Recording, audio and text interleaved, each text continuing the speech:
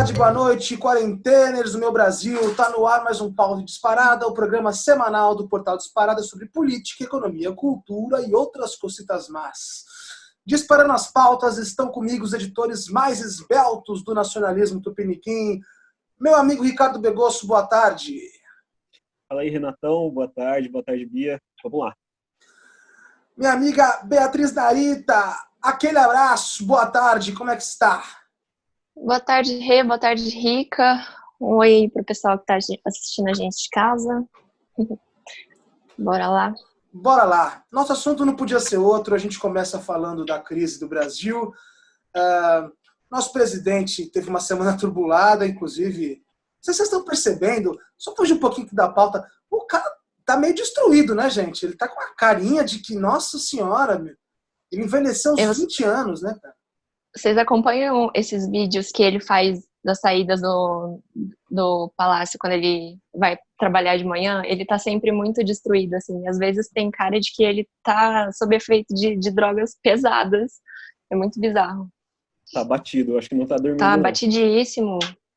Não, e ele mesmo, assim, se a gente tiver um parâmetro comparativo à última crise dele, vocês lembram que ele falou que estava dormindo 2 horas por noite, 3 horas por noite, acordando chorando? E era uma crise tipo 1/12 dessa daqui que a gente está agora. Então, cara, ele tá destruído. Tá sofrendo privação, né, de sono. Tá destruído. Não, eu tava percebendo isso e falei, meu, o cara tá...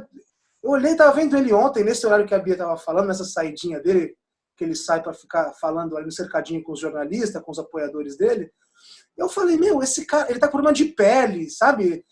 Você sente que tá difícil ali com o cara. Bom, a semana dele foi horrível mesmo, né? A gente vê, começou com o Moro mostrando que é um grande amigo, né? Amigo de fé, irmão camarada, soltou tudo que tinha no celular, mensagem privada. O Moro não tem ética nenhuma, né? Quem espera alguma coisa do Moro, alguma atitude nobre de um cara como esse, vai ficar esperando sentado, né? Mas... lá, prova Carlos Zambelli. Amigo da onça. Pô, e vocês ficaram sabendo que ele deu um lençol pra ela como padrinho? Ele era padrinho. Ai, mentira. Eu juro pra você, não é mentira. Ela falou isso. Ele deu um lençol pra ela. Se duvidar, isso aí é mais ofensivo que liberar a mensagem. Né? Claro. Já tava preparando a cama ali pra que viria. Pô, imagina ser padrinho de casamento, dar um lençol, velho. Cara... E, bom, o cara é ministro, ele tem dinheiro pra comprar uma coisinha ali um pouco mais sofisticada. 20 anos de magistério, cara. Pô, 20 anos, o cara não conseguiu juntar dinheiro pra comprar, sei lá, uma TV, alguma coisa que... né, bicho? Bom, tá difícil pra todo mundo. Ele tá vendendo móveis em grupo de zap, né? Não, essa foi a melhor. Esteira, você viu isso? Vende-se esteira 220. Prezados. Vende-se esteira. Cara, pô, ele é tão mão de vaca. Não, eu fiquei... Olha, gente, eu vou comprar pro nosso leitor aqui, nosso ouvinte aqui, uma coisa. Eu sou um cara mão de vaca. Sofro com esse problema. Mas quando eu vi o Moro, me senti contemplado. Falei, pô, o cara ganha há uns 20 anos 30 pau por mês e o cara tá vendendo esteira, porque tá se mudando. Ele vai ganhar o quê? 300 pau, 500 pau, cara, esteira? Eu falei, que é isso, mano? Esse é o Moro, né? Esse é o pessoal que domina. Esse é o Moro. Não, ele fez o que fez e todo mundo tá sabendo, né? Inclusive, a Rede Globo não deixou a gente esquecer. Ontem fez uma retrospectiva incrível das melhores coisas que eu vi no jornalismo nos últimos tempos, assim, no jornalismo de ataque. Passou meia hora fazendo só as merdas que o Bolsonaro fala. E tudo isso, assim, deságua na seguinte coisa. Ele está com um problema grande no STF, com muito problema no Congresso, e a situação parece ter agravado bastante, né, gente? Eu queria que primeiro a Bia falasse aqui com a gente, desse a opinião dela, se ela acha que essas mensagens a médio prazo, a longo prazo, vão ter um efeito mais catastrófico do que já tiveram em relação ao governo Bolsonaro. Bom, na sexta-feira passada, o Brasil inteiro parou para assistir Moro versus Bolsonaro, né? Na despedida que o Moro fez, na coletiva de imprensa, ele falou diversas coisas, indicou que o Bolsonaro teria cometido vários crimes com falsidade ideológica, adequação no curso do processo, advocacia administrativa, etc, etc. Falou várias coisas, inclusive o Moro aparentemente prevaricou também, né? E aí o Augusto Aras pediu para abrir um inquérito sobre essas declarações que o Moro fez e o Celso de Mello aceitou a abertura do inquérito. Então o Bolsonaro e o Moro têm que ficar bem espertos em relação a esse inquérito, porque pode haver sim complicações. Na sexta-feira e no domingo, o Moro divulgou algumas mensagens de WhatsApp que ele conversou de conversas que ele teve com o Bolsonaro e com a Carla Zambelli, e eu achei aquilo lá muito pouco. Perto do que ele indicou que poderia ter acontecido, foi muito pouco. Então, se ele não tiver mais o que mostrar, talvez isso caia um pouco no esquecimento do povo aí, né? Não, eu também tenho essa concepção, mas eu acho que se pegar pelo histórico dele, inclusive, fica claro que ele não deve ter só isso, né? Ele pode ter todos os Sim, levando em defeitos do consideração a mundo. Lava Jato. Mas burro ele não é, né? E largar uma oportunidade como o Ministério da Justiça para um cara como ele, que tem essa pecha de incorruptível, de combatente da corrupção, não seria uma boa ideia, mas acho que ele deve ter alguma coisa e vai esperar algum momento oportuno. Inclusive, o Bolso parece que ontem tinha dito que ia revelar umas mensagens dele com o Moro, de uma reunião que eles tiveram e tal, mas já recuou. Acho que quem tem medo, já diria, né? O velho ditado. E, Rica, você acha que o problema do Bolso está mais no STF ou na Câmara atualmente? Assim, porque na Câmara parece que vem uma CPI por aí, mas com a pandemia fica tudo meio difícil. Eu não consigo imaginar um impeachment via Zoom. Assim. Então, o que você acha, cara? É complicado, né? Porque ele enfrenta o problema nas duas frentes, né? Vamos dizer assim. Porque o problema dele está justamente em construir um arranjo através do qual ele é capaz de governar. E isso está sendo muito difícil, porque assim, crises sucessivas, né? Crises sucessivas estão vindo aí, muito por incompetência dele e da turma dele. Mas, do ponto de vista do Congresso, tem um impeditivo, ao meu ver, para a questão do impeachment, que é o seguinte: não existe consenso em torno do Mourão, né? Ele não é uma pessoa da política, né? Ele é uma pessoa que apareceu aí no cenário das eleições de 2018 de forma meio oportunista, assim, tweetando, né? Aquela coisa meio para aparecer mesmo e chamar atenção no meio do debate, né? Pré-eleitoral. E aí ele acabou integrando aí a chapa do Bolsonaro. Tem uma certa estatura aí por ser general, etc., mas ele não inspira a confiança da classe política brasileira. Então, tem esse problema para ter um impeachment, né? O vice teria que embarcar nessa e teria que convencer o sistema político de que ele vai fazer uma transição para o próximo mandato, enfim, como é que vai ser essa questão toda. E isso, apesar de certa prudência no discurso do Mourão, desde quando ele assumiu, ele abaixou a bola em relação ao que ele falava no Twitter antigamente, etc., vem demonstrando posições mais coerentes do ponto de vista da política tradicional do Brasil mesmo, mas ele é um cara que chegou lá de paraquedas. Então, eu acho difícil, né, no plano do Congresso, o impeachment acontecer, assim, no curto prazo, né? Isso vai ter que ser muito bem negociado. Do ponto de vista do judiciário, é um desafio para o Bolsonaro, porque ele tem sofrido, essa semana foi derrota atrás de derrota lá dentro. E, enfim, tem as investigações em curso relacionadas aos filhos dele. Eu não sei como que ele vai conseguir enfrentar esses dois desafios ao mesmo tempo. De um lado, ele está fazendo um esforço para construir uma base eleitoral nova, né? Enquanto ele retoricamente radicaliza para falar de AI-5 e não sei o quê, ditadura militar, intervenção militar, ele está negociando com ali o baixo clero da Câmara para tentar construir uma base nova e tentar dar uma solução para isso através da política. Não, e tem uma coisa que você falou em relação ao Mourão, que eu estava pensando isso ontem. Nos impeachments que a gente tem na cabeça, do Collor e da Dilma, os dois vices eram de grupos muito diferentes. O Itamar era um político tradicional de Minas Gerais, mais ligado ao trabalhismo ali, mais ou menos, um político mais provinciano, mas era um velho político, não um Collor que se dizia o novo, né? Tinha toda aquela... E a Dilma, em relação ao Temer, não precisa nem dizer, né? Eles representavam coisas quase antagônicas. E eu acho que tem esse problema também de visualizar um governo Mourão, porque eles representam praticamente a mesma coisa. É difícil de você dizer, olha, a diferença do Bolsonaro para o Mourão, nos setores que eles representam, no fim das contas eles são quase a mesma coisa. Claro, o Mourão é uma pessoa mais letrada, sabe sentar e dar patinha, sabe? Não é um cavalão, que nem o Bolsonaro e tal, mas eu acho que fica difícil de visualizar no Congresso e ter um consenso em relação ao Mourão por isso.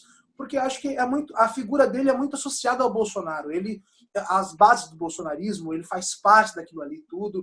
Não tem como fingir que meia dúzia de declaração no ano passado possa tirar ele dessa linha de frente que ele se botou dentro do bolsonarismo.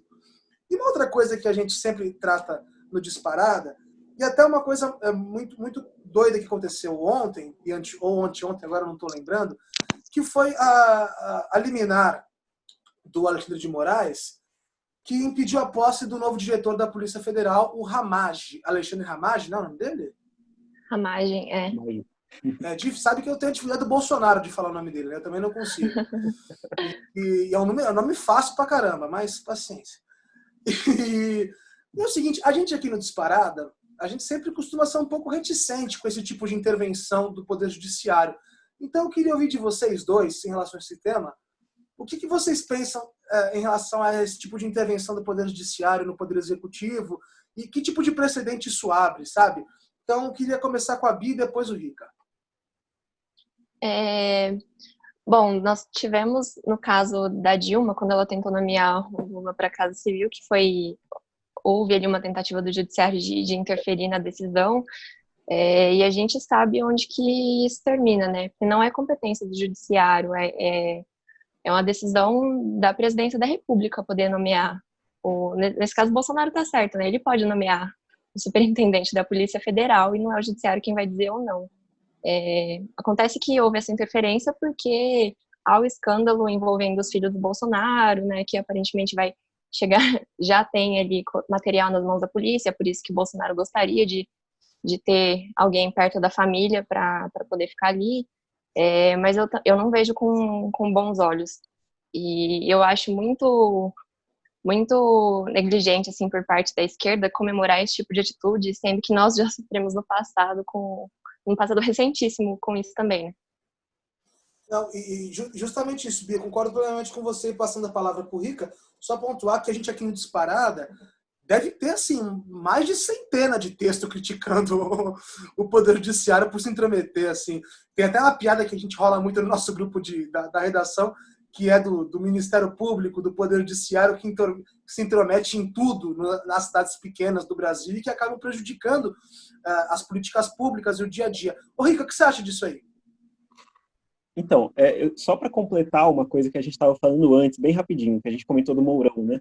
Me veio isso à cabeça que uma coisa que destaca ele, né, uma coisa que ele traz no repertório dele, da bagagem dele, no histórico dele, é a ligação com o corporativismo militar, e que isso não é condição suficiente para fazer essa ponte aí de uma transição depois de um impeachment e tal. Mas só queria comentar isso porque me veio à cabeça que a parte que ele absorve do bolsonarismo é justamente essa parte mais corporativista e que, enfim, o Bolsonaro nunca chegou a ser, assim, da corporação, foi expulso da corporação, mas o Mourão, ele de fato representa isso na pele, né?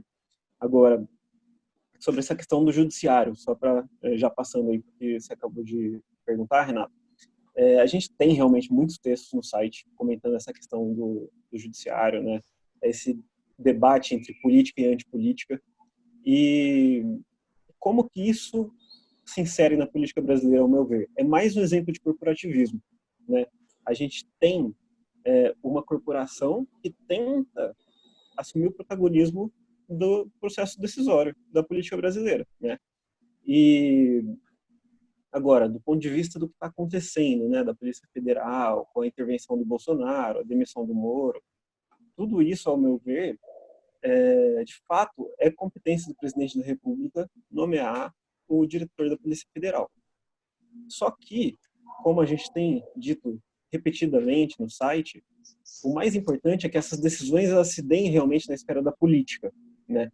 Na esfera da política que elas têm que acontecer. E o que está acontecendo, na verdade, é que o Bolsonaro ele está sem sustentação política para fazer essa decisão se concretizar. Então, não adianta a gente assumir uma linha de um certo idealismo de achar que toda decisão do judiciário é técnica. O judiciário também faz parte do jogo político. Então, se essas decisões do judiciário interferindo numa competência que é do Poder Executivo estão acontecendo, é sinal de uma erosão do poder do Executivo, entendeu? E do Legislativo também. Isso tem que ser reconquistado, é verdade, mas, de fato, o que está acontecendo é um confronto político entre essas três forças, né? O Legislativo, o Executivo e o Judiciário, no qual o judiciário ele consegue assumir esse protagonismo por conta de uma perda mesmo de capacidade de exercer o poder político nos outros poderes. Isso é um processo longo, histórico, a gente viu isso acontecer principalmente desde 2005, né? Teve o Mensalão, foi o primeiro episódio lá que deflagrou essa abertura, essa brecha, mas a partir de 2013, né, tudo que aconteceu desde 2013 foi evidenciando isso cada vez mais, e o auge disso foi a Lava Jato. Agora, dito isso, né, dito que isso está no campo da política, né, o judiciário também participa do jogo político, tem o outro lado da questão, que é o que a Bia comentou, né, os partidos de esquerda aderindo a isso, né, não só comemorando, como também sendo os agentes da judicialização dessas questões. Isso está acontecendo com uma frequência, assim, muito grande. Vários partidos de esquerda estão buscando judicializar questões que eles não conseguem resolver na política contra a oposição deles. E não precisa nem dizer o tamanho do monstro que eles estão alimentando com isso, né? É igual diz o Churchill. Não adianta você querer negociar com o tigre quando sua cabeça estiver dentro da boca dele depois. Não, eu acho exatamente o que você falou, eu concordo, e a Bia também, a gente falou mesmo, mais ou menos assim, com a mesma ideia, tendo mais ou menos a mesma ideia. E assim, só lembrar uma outra ocasião, quando se tem poder e autoridade, você não passa por esse perrengue. Como a gente lembra do Renan Calheiros, por exemplo. Quando com uma liminar que ele discordou, ele descumpriu. Porque ele achou que tinha poder para isso. E isso é uma relação de poder que a gente vê só como a política está esgarçada. A própria eleição do Bolsonaro demonstra isso, né?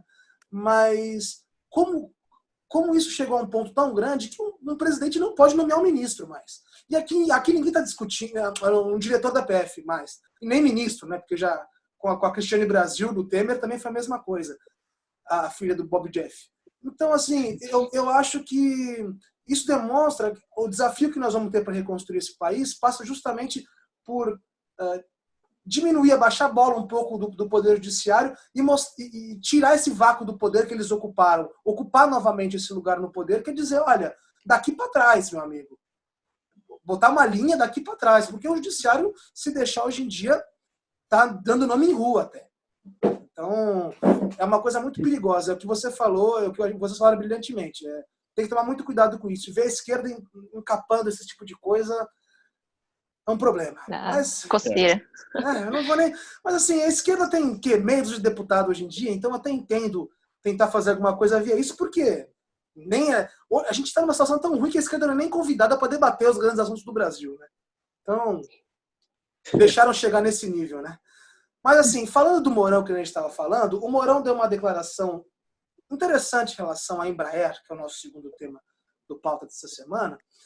E eu queria que vocês falassem, principalmente a Bia, porque, para quem não sabe, a Embraer foi adquirida, fez uma fusão ali com a Boeing, uma coisa muito controversa, no disparado, a gente meteu o pau diuturnamente e meteríamos se tivesse continuado essa operação, mas já vinha com sinais de queda, com sinais meio oblíquos em relação a essa operação da Boeing e Embraer. Ô, Bia, eu queria que você explicasse para a gente o que estava acontecendo, mais ou menos, e o que você prevê mais ou menos também daqui para frente. Bom, a fusão entre a Boeing e a Embraer não chegou a acontecer de fato. Ela estava em vias de negociação e eram previstas duas joint ventures. Uma para ficar ali com a aviação comercial e a outra com a defesa. a aviação comercial era o principal ponto da fusão entre as duas, porque aí a Boeing ficaria com 80% do controle da Embraer. E no curto, médio e no longo prazo, isso significa que ia destruir a nossa capacidade produtiva de aviões para defesa, enfim. E aí, com a crise do coronavírus, a Boeing alegou que a Embraer não tinha cumprido alguns requisitos técnicos e acabou dizendo que não levaria adiante mais esse processo de fusão entre as duas. Só que nenhum economista, ninguém do mercado aceitou muito essa alegação da Boeing, porque ela já vinha com um histórico de crise muito grande. E aí eu vou retomar, por exemplo, lá em 2018, quando a Boeing acusou a Bombardier, que é uma indústria aeroespacial também, só que canadense, de estar vendendo aviões para a Delta Airlines um valor mais baixo do que o mercado, estaria afetando a concorrência ali com a Boeing. E ele acusou os governos do Canadá e do Reino Unido, porque a Bombardier tem uma montagem na Irlanda do Norte, acusou os dois países de terem subsidiado ilegalmente esse dumping aí. E o Trump interferiu, dizendo que se isso acontecesse, ele aumentaria em mais de 200% a taxa de importação dos produtos da Bombardier para os Estados Unidos. E ele estava ali numa tentativa de salvar a Boeing, que é a segunda maior indústria de defesa e a segunda maior de indústria aeroespacial do mundo. Ela usando a expressão em inglês, too big to fail. Por isso o governo norte-americano tem tanta preocupação com ela. E aí, ano passado, teve os casos dos aviões que são a ponta de frente deles, o 737 MAX, caíram na Indonésia e na Etiópia. E aí, a partir dali, você descambou, assim. Eles tinham... E a indústria, é importante lembrar que a indústria aeroespacial, ela não é como, por exemplo, a indústria de roupa, que você pode produzir várias camisetas e deixar disponível no mercado, porque muito pouca gente que pode comprar um avião. Então, eles basicamente funcionam meio que por encomenda. E daí, de 5.000 aviões que estavam sob encomenda no ano passado, esses aviões 737 MAX correspondiam a 80% dos pedidos da Boeing. E eles ficaram parados, porque ninguém mais queria comprar. Vários países cancelaram voos de companhias aéreas que usavam esse modelo de avião. Várias companhias aéreas pararam os contratos, enfim. E eles já estavam numa situação muito ruim. Muita gente aqui no Brasil falava que a Boeing comprar a Embraer era muito ruim para a gente, porque a gente ia vender um tesouro nosso para salvar uma empresa que estava em frangalhos nos Estados Unidos. E é uma empresa essencial para a gente, porque ela envolve alta tecnologia e, enfim, nós perderíamos muito em complexidade industrial aqui no Brasil, seria um desastre. E o Mourão, enfim, a Boeing acabou desistindo dessa ideia, e o Mourão disse que tudo bem, há males que vêm para o bem, e que a gente poderia realizar ali comércio com a indústria chinesa, Comac, que produz modelos muito parecidos com os aviões que a Embraer também produz. Eu acho que se o Rica quiser completar alguma coisa. Não, assim, já passando para o Rica, eu só queria dar um panorama geral. A gente andou conversando até antes de começar o programa aqui. O setor da aviação vai ser fortemente afetado pela crise. Então é importante ter a noção que, por exemplo, o Congonhas hoje está com 98% menos voos do que deveria. E a previsão é de 2 a 3 anos para retornarem ao padrão anterior, né? E já puxando para o Rica, entregando para o Rica, só dizendo que os Estados Unidos fez uma ajuda financeira, pelo menos a primeira ajuda financeira, de 61 bilhões, né? Salvo engano, 39 bilhões nesse começo, algo parecido em relação ao agora, durante a crise maior, e depois dentro desse hiato que teremos entre a quarentena e a volta à nossa vida como era anteriormente, se aqui é possível dizer isso. Ô Rica, eu queria que você falasse um pouco também da questão da crise, juntamente com o que a Bia falou, e da importância da Embraer. Como fica o setor de aviação nessa época de crise e como os países também têm se posicionado em relação a isso? Fica totalmente afetado, né? Porque se for parar para pensar na essência dessa crise, ela traz o isolamento em âmbito nacional, né? Mas ela também traz um distanciamento muito grande em âmbito internacional, que é afetando, assim, tanto voos domésticos, né? As pessoas têm que se isolar em nível doméstico, em nível interno, dentro do país, mas voos internacionais também foram cancelados. Enfim, vários países tiveram suas companhias aéreas privadas entrando em crises profundas, né? Só para dar um exemplo, assim que começou a crise na Itália e a Europa entrou em alerta por conta do coronavírus, a Alitalia, que é uma companhia de aviação, uma companhia aérea italiana privada, ela entrou numa crise sem precedentes e ela foi logo estatizada pelo governo italiano. Isso é uma tendência, porque a crise do setor aéreo está sendo muito grande. Ela está no centro, no olho do furacão, né, por conta dessa crise do coronavírus. Agora, a Boeing, como a Bia falou, já estava em crise, né, por conta do 737 MAX, e ela teve uma crise assim que foi multiplicada, vamos dizer, né?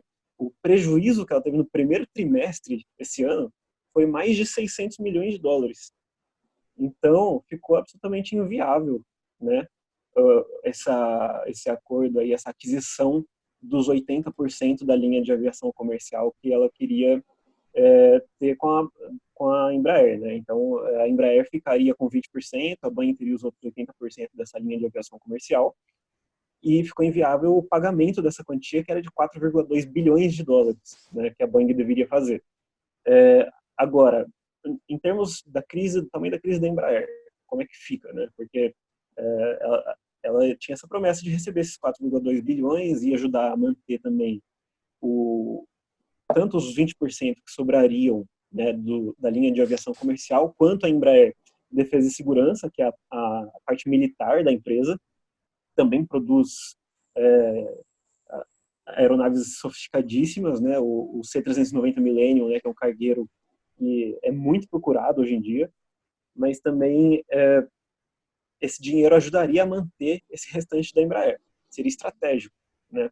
E agora não vai receber mais. E, além disso, a Embraer gastou quase 500 milhões de reais para fazer a separação desses 80% com os outros 20%. Né? Era um sistema unificado, enfim, de dados, toda a direção da empresa. Isso custou quase 500 milhões de dólares para fazer essa separação dos dois segmentos, aí, um que ia ficar com a Boeing e outro que ia ficar com a Embraer. Então, agora a Embraer precisa ser indenizada por isso, né? Mas tem um certo fator aí que ele é um pouco confortante, assim, vamos pensar, né? Porque a Embraer ela tem caixa para permanecer 2 anos, bem, assim, sobreviver por 2 anos sem nenhuma venda. Ela não precisa vender nada. Ela tem caixa para isso. O grande drama com a entrega da Embraer, ao meu ver, a Boeing, né, como seria feito, é que o setor de jatos regionais comerciais, que é o que ela produz assim massivamente, né, que ia ficar com a Boeing, representava 90% da lucratividade da lucratividade anual da Embraer. Então isso seria muito problemático, ficaria muito caro manter o restante da empresa. Era realmente o que a Bia falou, e a gente ia entregar um tesouro, né? E não só isso, porque dificultando o financiamento do restante da empresa, a gente ia perder muito. A Embraer, qual que é a importância dela para o Brasil hoje? Ela representa 5% do esforço de desenvolvimento tecnológico do Brasil sozinha. Ela é a terceira empresa exportadora do país, a terceira maior. Ela é a única empresa latino-americana no ranking das 100 maiores empresas bélicas do planeta. Então, ela é a principal indústria de defesa do Brasil, está na Embraer. Ela tem operações super diversificadas, ela produz equipamento, peças aeroespaciais, ela produz radar para monitoramento de fronteira, tirando os aviões super viáveis, né? Porque tem um relatório muito interessante do IPEA com o ITA e a Unicamp, que foi soltado essa semana, comentando essa questão da Embraer, que diz o seguinte: a Embraer tem uma vantagem, que é isso que torna ela tão atrativa para a Boeing, ou enfim, agora tem esse interesse da China também, que ela tem uma capacidade de se antecipar à demanda, né? Ela consegue tirar um produto do projeto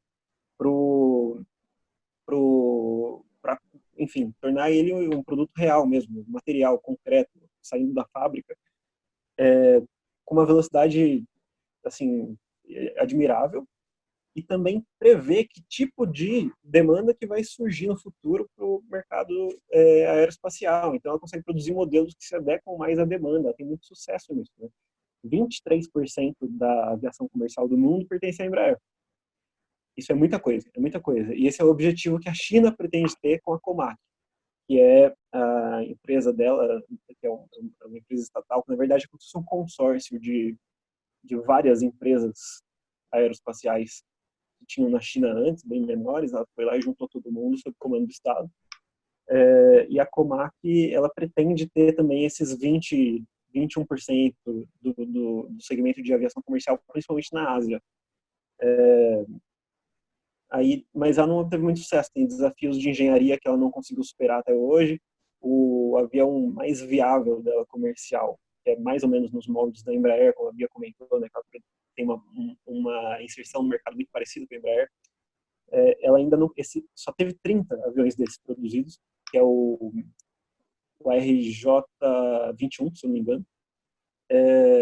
Então seria talvez interessante, como o Mourão comentou, que a Comac fizesse um acordo com a Embraer para obter aí, enfim, uma joint venture nos moldes como a Boeing teria. A questão que a gente tem que ver é que aquela joint venture era muito desvantajosa para nós, era 80% para a Boeing e 20% para nós. Se a gente conseguisse um acordo melhor, 50-50, eu não sei como seria isso, porque era realmente uma entrega da soberania nacional, né? Só fazer um comentário. Ontem, o Jacques Wagner, senador do PT, ele apresentou no Senado um projeto que prevê a reestatização da Embraer. E aí a gente ainda, como a Boeing desistiu, né, e está tudo em aberto, tem que ver se a gente vai caminhar, como os italianos fizeram, para reestatizar a nossa maior, um dos nossos maiores tesouros em termos de indústria nacional, ou se a gente vai fazer um acordo porco ali também com os chineses, né? E lembrando que essa fala do Mourão desagrada muito a ala ideológica do governo, que odeia a China. Eles odeiam a China. Eles estão num processo aí de fritura, por exemplo, da Cristina, da Tereza Cristina Tereza, eu não lembro, a da agricultura, da paz da agricultura, porque ela tem uma relação, ali com os chineses e é do DEM também, enfim, toda uma questão política, ideológica envolvendo o ponto, mas, enfim, tem que esperar para ver como vai ser isso, né? O Bolsonaro disse já, né? Eu tenho a Golden Share, eu assino aí, vai ser o que eu quiser. Você tem que esperar para ver. Quem fala que tem muito poder, normalmente não tem tanto assim, né? É aquela velha teoria. Você lembra daquele cara que era dono da bola, quando jogava bola, ou quando a gente era pequeno, assim? Ele só falava que era dono da bola, Bia e Ricardo, ele só falava que era dono da bola quando tava perdendo. Quando tá ganhando, ele nunca fala. Sabe? É que nem o Bolsonaro agora. Quando ele diz que tem poder, ele tá dizendo que ele não tem tanto poder assim. Porque se ele tivesse tanto poder, ele não precisava falar. Então, acho que... Eu acho que tem mais chances de caminhar no sentido de um acordo com a Comac do que de fazer uma reestatização. Se a gente continuar com o governo com Bolsonaro, talvez uma intervenção um pouco mais militar, tem mais chances de ir nesse sentido do que de fazer uma reestatização, pensando no contexto do coronavírus e da falta de capacidade do governo de articular medidas econômicas para a gente sair da crise, né? A Embraer é uma das últimas preocupações deles agora. Não, com certeza. E só para deixar, para fazer o último link em relação à crise da aviação no mundo, a Argentina, por exemplo, cancelou todos os voos domésticos internacionais até setembro, que foi uma medida que eu achei particularmente meio radical assim, mas também não conheço a situação especificamente para ditar alguma regra, falar que eu tenho razão e ele não. Eu acredito que o Alberto Fernandes tem tido muita perspicácia nas soluções que eu estou tomando em relação ao coronavírus. O mesmo Alberto Fernandes, que surpreendeu todo mundo aqui com a saída da Argentina do bloco, né, do Mercosul, e como isso se deu, foi uma coisa meio complicada. Eu não entendi muito bem. Até por isso eu queria perguntar para o Ricardo de coração mesmo. Ricardo, tenta explicar para a gente mais ou menos aí o que aconteceu, dar um panorama geral para o nosso espectador aqui. Foi inédito, né? Foi inédito. A Argentina se retirou das negociações em curso no Mercosul de livre comércio com outros países, né? Então, está bem em evidência a acordo com a Coreia do Sul e tal, mas foi inédito o que aconteceu. Assim, é um assunto muito nebuloso, porque nunca aconteceu isso antes. Eu não sei se tem essa experiência em outros blocos econômicos regionais também, de um país se retirar, até porque para um acordo passar no Mercosul, ele precisa de unanimidade, porque vai ser um acordo de preferência tarifária, né? Que vai valer para todo o território que pertence, que integra o Mercosul. Então não tem como esse acordo ser feito entre Brasil, Uruguai, Paraguai, etc., com a Coreia do Sul, por exemplo, e as preferências tarifárias valerem só em território brasileiro, por exemplo, uruguaio e tal, e não valer para a Argentina, porque não existe essa diferenciação, existe uma unidade de preferência tarifária entre todos os países do bloco do Mercosul. Então, esses produtos vão entrar aqui no Brasil e como é que eles vão passar para a Argentina? Enfim, é uma questão muito nebulosa, né? Mas foi uma decisão que ela vai de encontro, por exemplo, com o fato de que a OMC está prevendo uma queda de 32% no comércio mundial para esse ano, que é algo assim, eu não sei se já aconteceu alguma vez na história, não sei qual foi a porcentagem de redução do comércio internacional com a crise de 1929, mas essa decisão vai de encontro, ela é uma decisão que a justificativa dela é que a economia argentina está centrada nas próprias preocupações, né? Só que tem um dilema aí, porque um dos pontos que legitimaram essa decisão da Argentina é que isso iria prejudicar a produção argentina nesse momento, o que é muito possível que seja verdade. Esses acordos comerciais, eles barateiam muito o produto industrial importado, né? Isso prejudicaria a indústria argentina, e a gente sabe que um dos pontos mais assim que pegam nessa crise do coronavírus é a sua capacidade de produzir dentro do próprio país os produtos que você precisa. Equipamento médico, por exemplo, vindo da Coreia do Sul, que tipo de impacto isso ia ter na indústria de equipamento médico da Argentina, entende? Então, é muito dramático. Só que, ao mesmo tempo, tem duas linhas aí que a gente pode considerar, né? Um é que a indústria argentina ela depende muito de importação de outros bens industriais para ser capaz de continuar produzindo. Então, restringir a entrada desses produtos, né, enfim, seria algo prejudicial para o próprio processo de industrialização argentina. Esse é o argumento dos que defendem esses acordos de livre comércio. Por outro lado, o outro argumento contrário aos acordos é que, de fato, esses produtos eles dariam um golpe fatal na indústria argentina. Já tem um acordo com a União Europeia, ia acirrar muito a competição, ia ter uma pressão sobre a produção industrial argentina que os decisores argentinos acreditam que a economia seria incapaz de suportar e, portanto, é bem problemático, né? Eu queria só ressaltar que essa decisão da Argentina ela não implica uma saída dela do bloco. Ela permanece no bloco, ela só não vai participar das mesas de negociação de livre comércio que estavam aí em negociação. Tinha a Coreia do Sul, tinha acho que o Canadá, Singapura e a Índia. E aí, por todos esses motivos que o Ricardo apontou, mas enfim, ela ainda não saiu do Mercosul. E o que vai acontecer com ele também tem que esperar para ver. Exatamente. Acho que nós vamos... Só para comentar, Renato, claro, rapidinho, que quando o Alberto Fernandes chegou na presidência da Argentina, essas negociações já estavam em curso e elas tinham sido aceleradas assim muito durante o mandato do Macri. E o Uruguai, que está na presidência do Mercosul, ele vetou qualquer tentativa de alongar essas negociações um pouco mais além do prazo que elas tinham. Isso prejudicou o processo de negociação do lado argentino, né? Chegou um novo governo. Pessoal, nós caímos. Nós caímos pois não pagamos o Zoom. Se você quiser ajudar a gente a pagar o Zoom, você tem que entrar no portaldisparada.com.br e vai estar lá o link de apoio. E aí vocês vão poder nos ajudar a não passar mais por esses problemas. Mas, infelizmente, hoje ainda nós tivemos que passar. Nós paramos com o Rica falando do panorama geral da Argentina em relação ao seu comércio e de como a troca de presidentes, né, como a posse do Fernandes e o fim do mandato do Macri, tiveram impacto nas relações da Argentina com o seu comércio, o comércio exterior e com os outros países. Rica, de onde você parou? Continua aí, vai. A gente sabia que tinha a possibilidade de derrubarem o Bolsonaro, mas não de derrubar o nosso programa aqui, né? Para retomar o seguinte que eu estava falando, que o Fernandes ele entrou na presidência esse ano e as negociações de livre comércio do Mercosul, com esses países como a Coreia do Sul, a Índia, se não me engano, eu não me recordo a lista completa agora, mas são um grupo de países que estão negociando com o Mercosul acordos de livre comércio. Essas negociações elas já estavam em andamento muito avançado.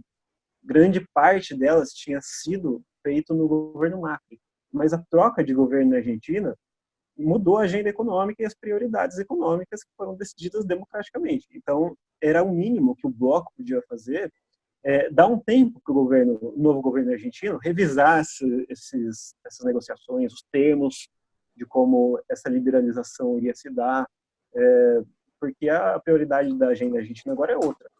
Então, o que aconteceu foi, na verdade, que o Uruguai, que está na presidência do Mercosul, vetou qualquer tipo de adiamento dessas tratativas. Isso colocou o governo argentino numa decisão muito, muito delicada. Então, não foi só uma decisão de birra com os países que têm uma linha ideológica diferente e tal. Na verdade, tem uma fundamentação na política interna, né? Eu tenho o eleitorado do governo que foi eleito. Todas essas questões têm que ser colocadas em jogo, além, é claro, de uma percepção mais global aí do que é essencial para o desenvolvimento do país, né? Eu acredito, né, que a Argentina está tomando uma decisão que, correta ou não, pelo menos é coerente com a percepção desses desafios. Quando o Mercosul foi criado, em 91, e passou a valer a partir de 94, eu acho, o Brasil ele tinha uma vantagem muito grande, poderia se beneficiar de uma vantagem enorme, que era o fato de que ele tinha uma estrutura industrial mais avançada do que a do restante dos países. Então, dentro do Mercosul, a gente ocupa a posição que na divisão internacional do trabalho corresponderia a países mais desenvolvidos e industrializados que costumam vender produtos com mais valor agregado. Essa era a posição do Brasil inicialmente no Mercosul em relação aos outros países. O comércio Brasil-Argentina, ele tem muito essa característica de receber produtos menos sofisticados e exportar para eles produtos mais sofisticados, e isso foi beneficiado pela redução das tarifas implementadas junto com o Mercosul. O que acontece nesse prazo mais dilatado desde então, né, até aqui, já se passaram 2 décadas, é que o Brasil ele tem topado participar desses acordos com outros blocos econômicos regionais, como a União Europeia, e isso, de certa forma, afeta justamente a vantagem que o Brasil teria dentro do Mercosul. A gente passa a receber produtos com os quais a nossa indústria não consegue competir. A gente perde a vantagem do bloco. E parece que esse novo governo argentino não está disposto a arriscar a soberania industrial, ou o mínimo de soberania industrial que eles têm. Só para completar o que o Rica falou, é importante lembrar que nos anos em que o Macri governou a Argentina, em 2018 a Argentina entrou em uma recessão muito profunda, né? E ano passado o PIB deles retraiu ainda mais, caiu acho que 2,2%. E o Alberto Fernandes, que tem uma agenda completamente diferente da do Macri, principalmente agora que tem uma crise global que vai ser desencadeada por causa do coronavírus, essa decisão dele de sair do Mercosul para tentar preservar um pouco de soberania que eles têm em relação à indústria, à agricultura, etc., visa preservar emprego e depois tentar ali uma retomada para a Argentina. E eles estão mais preocupados em como vão resolver isso internamente do que pensando nas decisões do bloco, que desde o início do mandato do Fernandes, ele já tem alertado, por exemplo, ao Mercosul, ele tem alertado ao Uruguai, ao Paraguai e ao Brasil, que se blocaram ali e estavam meio que liderando essas discussões com a Coreia do Sul, com a Singapura, com a Índia, de que a Argentina, no contexto do coronavírus, não tinha condições de ver com os setores da indústria e da agricultura acertar as novas condições de acordo com a Coreia do Sul, por exemplo. Essa foi a alegação que eles deram, né, agora, sim, principalmente para poder sair do bloco. E eu acho que, do ponto de vista interno, eles tomaram uma medida coerente, assim, com o programa do Fernandes e pensando depois em uma retomada, né? porque os produtos que a Coreia do Sul, por exemplo, queriam vender mais para a Argentina, competiam com a produção interna deles, que era basicamente carne e leite. A Argentina já consome muitas peças que fazem parte da montagem ali da indústria deles, mas então em relação a isso, a Argentina não perderia tanto, mas o setor deles que é mais competitivo, que é a agropecuária, perderia muito no acordo com a Coreia do Sul e poderia perder muito com as outras negociações de livre comércio que estavam em curso no Mercosul. O Brasil, que não tem uma política industrial muito coerente já faz algum tempo, também não estava muito preocupado com isso, né? Porque o nosso setor agrário aumentaria as exportações para a Coreia do Sul. Mas, enfim, são visões aí diferentes de como lidar no Mercosul. Vamos ver o que vai acontecer, né? Se ele vai esfacelar, porque já havia boatos, né, de que o Bolsonaro já não é muito contente com o Mercosul. Enfim, vamos ver como isso vai correr a partir de agora. Só para complementar os países que me vieram à cabeça, que eu tinha esquecido, mas que estão negociando acordo de livre comércio com o Mercosul, se eu não me engano, além da Coreia do Sul. Tem Singapura, Índia e Canadá. Uhum. Não, e assim, a gente vê claramente, como na situação da Argentina, de ter um líder que se preocupa minimamente com o seu povo, e como faz falta, né? Um líder que tenha uma visão mais ampla, não tão mesquinha. Isso é uma coisa muito louca, eles fazem planejamentos aqui na América Latina, ninguém está falando de um país muito distante, não. Nós estamos falando da Argentina, nosso vizinho. Eles conseguem planejar alguma coisa que não seja o que o nosso presidente planeja o tempo todo, que é só eleição, picuinha, coisas pequenas. Isso desmotiva às vezes. A gente olha e vê que em alguns lugares há líderes, né? Parafraseando aquela frase do Bismarck, de há juízes em Berlim, há líderes ainda na América Latina. E com isso, nós nos despedimos. O Pauta em Disparada é um programa semanal. Semana que vem nós estamos de volta. Eu agradeço a presença de vocês dois. Bia Narita, alguma consideração final, Bia? Só puxando um gancho aí que você falou sobre como alguns países têm líderes e outros, a gente fica ali em dúvida se existe ou não, né? O Alberto Fernandes, ele, desde que o coronavírus apareceu na América do Sul, na Argentina, ele criou um comitê suprapartidário para lidar com a crise que viria. Ele decretou quarentena no país inteiro, muito diferente do que o Jair Bolsonaro faz aqui, por exemplo. Inclusive, o Macri o ajudou em algumas questões relacionadas ao coronavírus, para mostrar que essa questão não é uma questão partidária, ao contrário do que o nosso presidente faz parecer ser, né? É uma questão, uma crise humanitária mesmo, uma crise sanitária que é muito maior do que qualquer disputa entre partidos. E eu acho que o Alberto Fernandes conseguiu mostrar isso muito bem. Ô, Rica, e você, Rica, alguma consideração final antes de dar tchau para o nosso ouvinte? Eu achei muito legal isso que a Bia falou, né? Essa interação entre o Macri, que a gente sabe que não é lá muito, não foi muito um bom presidente, mas esse outro conceito de forças, né, na Argentina, que você vê que é o que acontece quando o país tem um líder de verdade, né? O Macri, se eu não me engano, ele se viu obrigado a telefonar para dar parabéns pro Fernandes quando ele tomou aquela primeira decisão de implementar o distanciamento social, né, a quarentena, logo no começo, quando quase não haviam casos, a gente não se antecipou muito, né, muito. Então, você vê o poder da liderança, né, um poder, ele não é centrífugo, ele o restante ele faz a política orbitar em torno dele, né, isso é muito interessante. Uhum. Mas, enquanto aqui a gente tem um governo que é um grande e daí, né, e daí que tá morrendo gente, e daí que a Embraer é essencial para a soberania econômica do país, e daí que tem 12 milhões de desempregados, e daí que o sistema carcerário está superlotado, vamos colocar preso idoso dentro de um container, igual o Moro propôs. Então é um grande daí, né? Mas com isso aí eu desejo boa tarde para todo mundo. E tem toda a razão. No país do Idaí, a gente tem que torcer para dias melhores. E deixo para o nosso espectador, para o nosso ouvinte, uma palavra de paciência nesse momento. As coisas pioraram no Brasil. Isso é o que está acontecendo. As mortes estão aumentando e vão aumentar, pelo menos pelas próximas semanas. Precisamos ter calma, precisamos ter paciência.